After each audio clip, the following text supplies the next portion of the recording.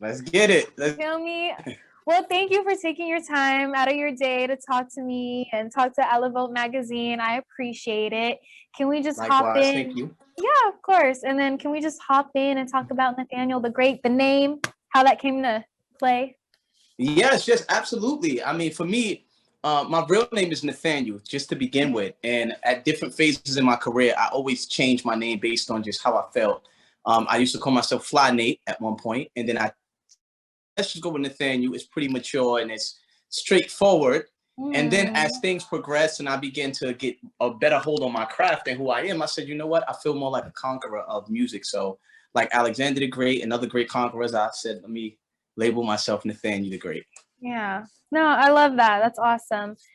So Thank how you. did you get into writing music and then becoming an artist? Well, how was that transition for you? I mean, it was actually interesting because my brothers back in the day, way back in church and everything, we were an R&B group. And then we eventually split up and was doing our own things. And I didn't really know how to identify myself as a solo singer. So I began writing records for, I would write hooks for producers so that they can pitch it to rappers and, just hoping that a different singer can take the hook and re-sing it. But after a while, certain rappers was like, hey, leave this guy on the hook. He sounds good singing it. And that ended up giving me some leverage to be on the songs. Yeah. And then before you know it, rappers were, artists was jumping on my songs. I was the main actor, then they were featuring for me. So that was the transition. That's dope. Would you say that kind of motivated you to be like an independent artist? Like hearing that feedback from other artists, like this guy's dope. He can sing. Like keep him on the track. Yes, absolutely. Absolutely. Because I didn't really know how to identify myself as a soloist. But once I hear people saying, hey, he's dope, keep him on it. And then these are major artists at that. So I'm like, wow, I must really have something. So yeah, I agree. It definitely motivated me a lot. Dope. And I know we were talking about Wu-Tang. I wanted to talk more about that today. Like, how was that experience for you? And then how did that come to play? It was shocking pretty much because the day that I actually ended up meeting the Wu-Tang, I was invited to the studio to meet RZA. And I didn't know I was going to record that day. I didn't even know that they were planning to put me on a song or anything. I'm in the studio. It's about 5 strangers in there. I didn't know who anybody was. I didn't even realize that was Wu-Tang. They like, get in a booth. Let me hear you come up with something to this beat. And I ended up coming up with a dope hook. The name of the song was called Keep Watch. They end up using that hook as their lead single to their album. So I was blown away by it. They just shocked me completely. Wow, that's an amazing like accomplishment you can look back at and just be like, wow, I just got thrown into the booth and then something like came out of that. Yeah. Yeah, I know, that's dope. So being, a writer and then becoming your own like independent artist, what inspired you to create your own label? I know Born Great Music. How did that come to play as well as being, an independent artist? And how do you like also time manage that as well?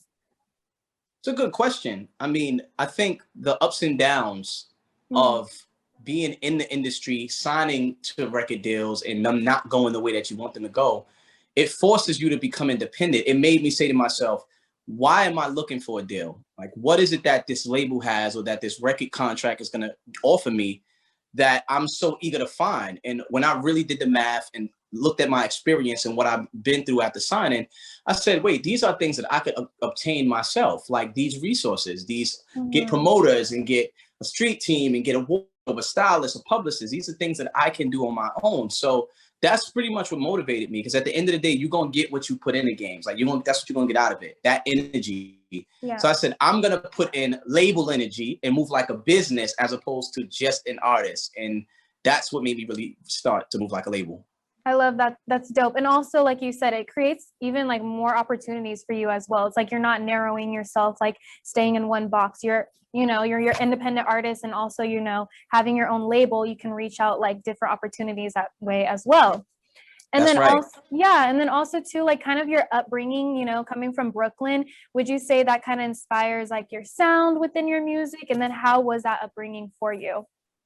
Absolutely. Coming from Brooklyn, first off, the lingo, the style, the swag, that's in the music. Yeah. But then in terms of as being a person from Brooklyn, everybody in Brooklyn hustles and everybody works hard and everybody's trying to outswag each other and outdo each other. So it's a lot of friendly competition here that really turns you into a straight hustler as opposed to just being an artist. You understand, like, you're surrounded by everybody trying to win in Brooklyn. So that motivates me a lot. And that, as far as my upbringing, that was instilled in me to be a hustler, to go out and get your own from my city. Yeah. So I love that. Was there like a moment within your life, it could be within your childhood or even like within your career as of now, that was an unforgettable moment for you, and that something you hold closely dear to you that helped you almost elevate within your career, or just a valuable moment, like you look back and were like, wow, I'm glad I experienced that, and like from that moment I can like move forward and like take that with me, you know, moving forward?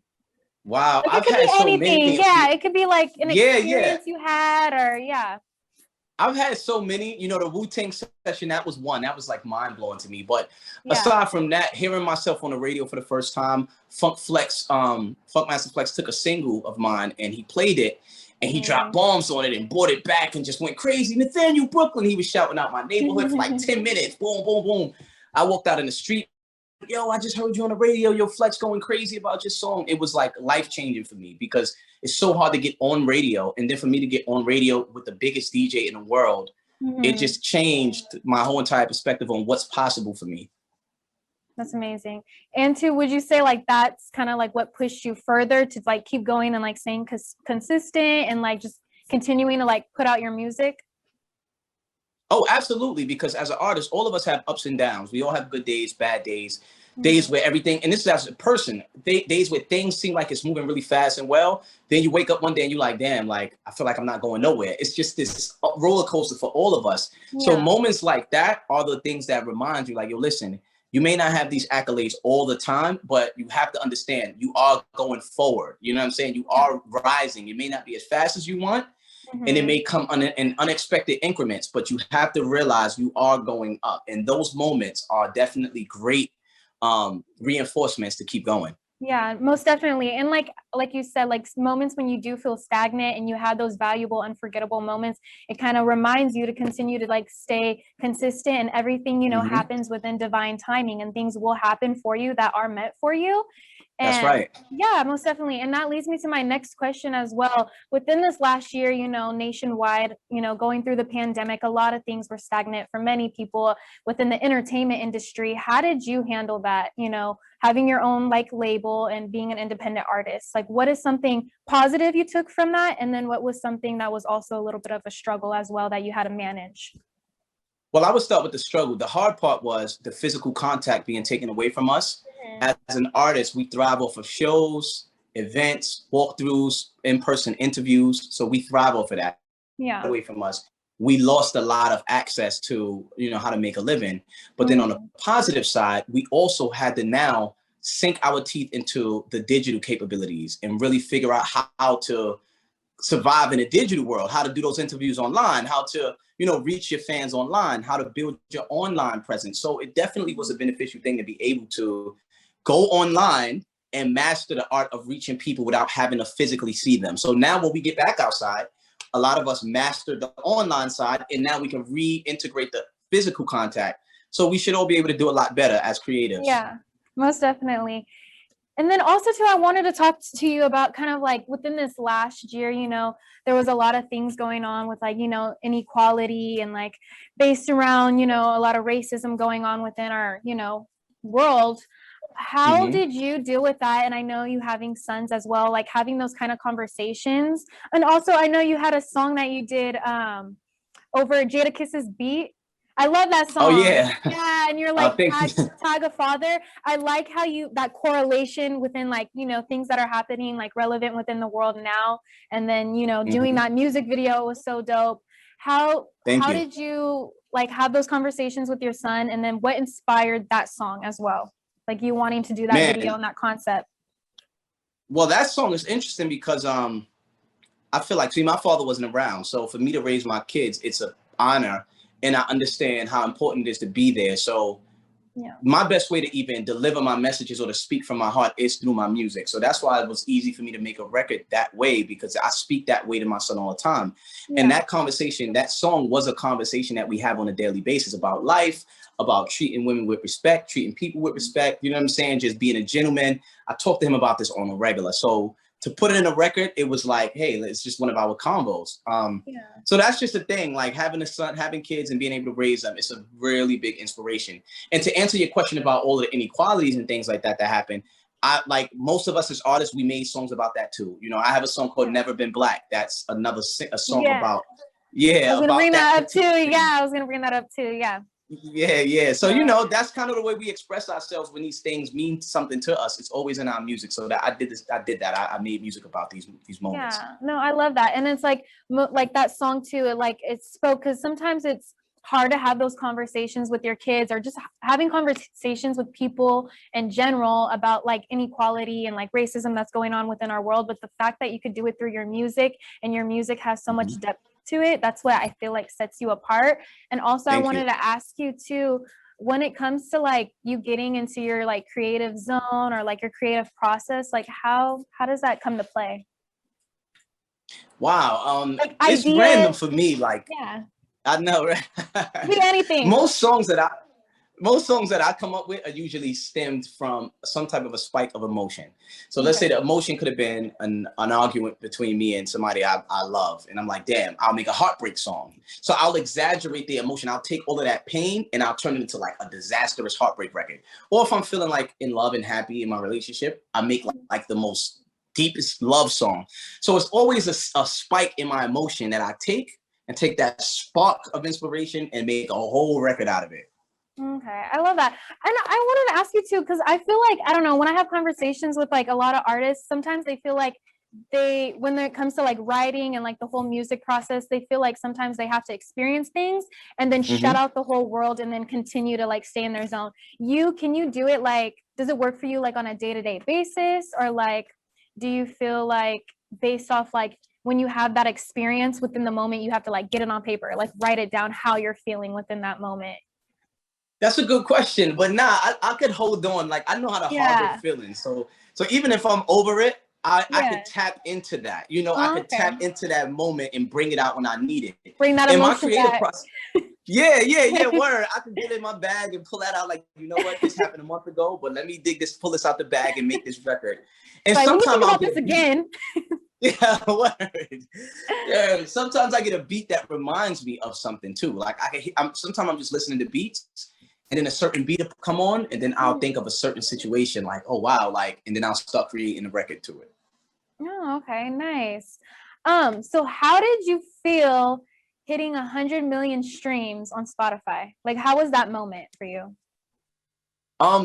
Well, it was 1 million streams. I wish I had 100 million. I won't even lie. I'm at 1 million. Million. Yeah, 100 million would have been crazy. I was about to say, what? I'm at 100 mil? Nah, but still, my million. You don't get there anyways. I know, facts. You're going to have to hold this interview to another year. I was manifesting it for you. I put it out in the universe. Yes, I like that. Though. I appreciate that. But getting 1 million, it was amazing because, I mean, I come from, you know, a city where it's hard to even pull people in. You know, it's hard to get people's attention. So when you get that many people listening to your content, it's like, damn, like I made this in my living room, just playing around with these a couple of these records. And especially my single Cash Out, that's the one that got the most streams. It got like 800,000 alone. And that's a fun record. That wasn't even that deep. So I'm like, for this to just be flying like that, I'm on it, you know? I liked it. It was very upbeat. What inspired you with that whole video and the sound of it? The good energy. I just wanted to like, it's so much shit going on right now. I'm like, let me just give people some light, some energy. The idea of cashing out is not even necessarily money. It's just like making it to your goals, making it to your dreams, cashing out on your happiness. And I think we needed that uplifting. That's what made me create that. I think so as well. It's being rich within, not realistically. Yeah. Right. See, you hit it on the nose. Most definitely. So what's the whole relationship between Kay Slay and Funk Flex? How did that come about, and how did that relationship, where did that build from? The Kay Slay relationship, that came from a rapper named Papoose from Brooklyn. I did a hook for him.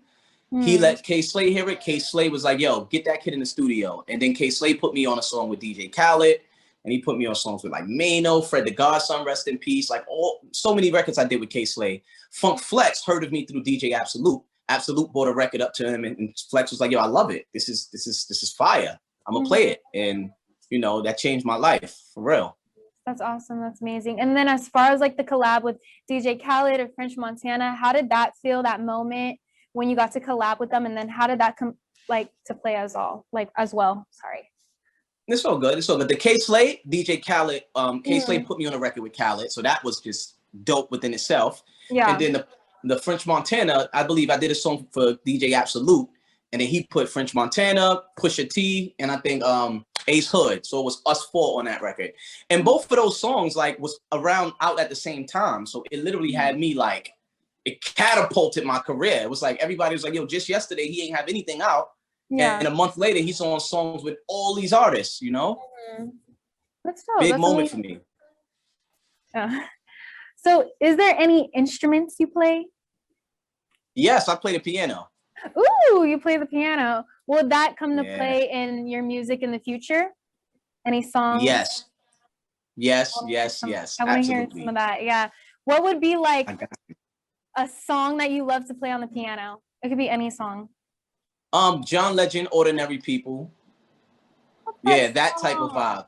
I Yeah, love me that too, song. me I too. love that guy. Would you say John Legend like inspires you as well when it comes to make music and like his sound? Yeah, absolutely. Because of the ability to play and sing, it's hard, man. It's very hard. I feel like you definitely have to be coordinated and you have to be able to like multitask. Yes, yes, at a high level. High level. So as far as like when you're creating or you're writing your music sometimes, do you feel like whenever you're writing a song, do you feel like sometimes you personally could deliver it, or do you feel like, oh, I'm writing the song, I can imagine somebody else or singing my like work? You know? I used to do that more. I used to write for other artists and just see them singing it. And as I start to create more, I just create. And it's usually my style, but the beauty of being a songwriter, you can write songs that it may fit your style, but if certain artists hear it, they may want to buy it and turn it into their style. So I never really write thinking about other artists. I just create. And then if another artist want to buy it, I'll sell it depending on how much the song means to me. But I never write and think about another artist. Like, it's usually my style. Yeah, within like mental note. You sing it as you're writing it as if it's just coming from you, basically. Yeah, yeah. I just can't help it. That's just No, don't help it. You want to keep it that way. You want to be authentic and you want to be genuine within your music as well. Yeah. So as far as like being in the music industry and like having your own label and being an independent artist, what would be the most like valuable advice you could give to somebody who wants to continue to just be an independent artist? Man, I would say for one, just understand that as an independent artist, 90% of your work is not going to be music or the creation of music. It's going to be the business and the politics behind the scenes. The music is going to come easy. That's going to be 5% of it. But it's after that record is done, getting it to saturate the world is really where your work is. And I think it's very important for you to get a team around you that can handle a lot of that while you can stay being an artist. Right now, I'm trying to build my team because I'm having that same issue where I'm handling the music. And I realize 90% of my days are business. I need to kind of cut that down a bit to at least 50-50 so I can do more creative artist stuff. You know, that's true. And you can like balance your, your time wisely. So you actually can create your music and then you have the business aspect, side of it as well. So there's some pros and cons to it, but I feel like being an independent artist, you also have like your own time to like create what you want to do, pave your own way and like what direction you want to go with your music as well. Right. Yeah. That's absolutely right. So as far as like, when you are like writing and you are like creating your music, is there like a specific like place you have to be in or like a specific like, I know we kind of went over like your whole creative process and like being in the zone, but like, do you have to be somewhere like completely quiet or do you have to like be inspired by something? Well, the interesting thing I would say, I don't write. Your material, yeah. Right. I never really take a pen and pad and write stuff. I turn on my mic, like even right here where you are now, like if you look, like my mic is right here. So I record right here. Yeah. I just record here. Like I make the song as I go. Like I'll come up with a part, stop, go. So I don't write physically, but I do have to be in my studio where I'm creating a song. Yeah, because I create it there on the spot pretty much most of the time. So just within like the moment. So you don't write it on like paper. You don't have like a notebook with like a bunch of your songs. Nah, I don't have a notebook. You don't put it under your pillow. Like you don't do that at night. I should, right? I really should. Oh, okay. That's awesome that you can like create it on the spot and you can just like be within the moment, like, you know, having your mic and just going. Yeah, like I'll sing a line and then I'll stop and be like, yo, that was cool. Let me change this word. And I'll re-sing that line, then I'll come back, do the next line and think of another line, stop the music, put that line. So I build it out. And then once the song is done, I learn it and then I redo the whole thing perfectly. So it's like a construction process. That's dope. It's like you're taking mental note when you're doing that. Yeah. That's right. So do you have any plans or projects coming up soon in the near future? Yes. I am releasing an EP soon. I'm gonna probably drop it around June. I'm thinking May, June-ish. That's my big thing. And then my son, he's an artist as well. His name is Zay Oblivion. We have our second song coming out together. Oh my gosh, I'm so excited for that. Do you have like are you guys gonna like come out with like a video or gonna have like a concept based around that? Like a father and son song? No, this one is called Blessings. It's about just being grateful for life and being grateful for, you know, after everything everybody's going through. So, but we both on a song. We both singing it together. That's dope. That's awesome as well. So you being a singer and then having your son, was there like, what did you take away like from that? Like teaching him, like did you feel like that like made your guys' bond and like relationship stronger when he was like growing up because you guys had like singing in common? Yeah, I gotta say, I think that's another area of things that we share and more for us to talk about, you know, another world for me to teach him about. I don't really care what it is. I'm always like, get a kick out of just giving him guidance on stuff. You know, I don't care if we're talking about sports. I don't care if we're talking about music. So that's another thing that I could like guide him with. And he listens.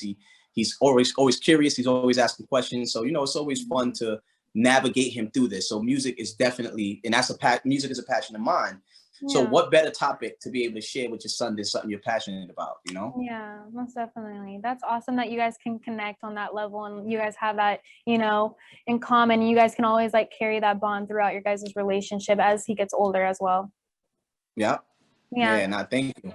Yeah. So within like this last year, you know, during the pandemic, did you have like any prior like events or like projects coming up that were kind of like delayed or like stagnant? Like, how did you manage that as well? It's funny that you say that because the video to my single Cash Out, it was pushed back by like 6 months. Like I was going to drop it, but then the pandemic hit and I'm like, you know what? This is not a good time. Everybody's trying to recalibrate. Everybody's trying to figure out what they're going to do. Yeah. It's like trying to release a new clothing line while everybody's like, oh shit, like I just got fired and laid off. Like you can't. You got to have some level of like empathy for what's happening in the world. So Cash Out, my single, it literally got pushed out. But the beauty of it is when I dropped it a month ago is when people kind of started coming back and the world coming back, you know, everybody's coming back to normal. So that's why I got so many views and streams and so much support because people needed the energy at that point. So that was a big delay, but it worked out, you know? Dope. Can we look forward to any shows in the future that you know of? Yes. Now that New York is opening back up, I'm gonna be doing tons of shows out here. That's one. And then I'm going to Atlanta next week and I'm gonna do like 3 or 4 events out there. I'm gonna come to LA. I know you on the West Coast, right? Yeah, I'm West Coast. I'm in Cali. I'm in Sacramento. Yeah. All right. I'll still come to LA. Let me pull up. Facts. I'm gonna make my way that way. Yeah, most definitely. Oh my gosh, that's exciting. Is it like multiple venues you're gonna be performing at or like events? Yeah, different places. Dope, awesome. And then as far as like platforms, what are the best platforms that we can stay updated and follow you on? The best way is if you have a smartphone, an iPhone or Android, I developed my own phone app. So if you go to the App Store and search Nathaniel, that's my app. And it has music, it has my shows, it has everything in there. So when we're done with this interview, check it out. Go on your phone, type Nathaniel in the App Store. Y'all heard it, download Nathaniel's app, you feel me, to stay updated with Nathaniel the Great. And then also your IG is Nathaniel the Great. Yes, and my IG is Nathaniel Online. Nathaniel Online. Anywhere else? Any other platforms? Yeah, NathanielOnline.com, Facebook.com/NathanielOnline. Twitter, Nathaniel the Great. Google, just Nathaniel the Great, and all of this stuff is gonna come up. So yeah, I'm everywhere. Oh my gosh. Well, I'm looking so forward to like your events and the rest of your endeavors. I wish you all the success. Thank you. It was so great talking to you today. I appreciate you, Nathaniel, talking with Alavotre Magazine. And I'm looking forward to see what's coming up next with you. Yes, thank you so much for having me. I really appreciate you. Of course. It was so great talking to you. I hope you have a good one.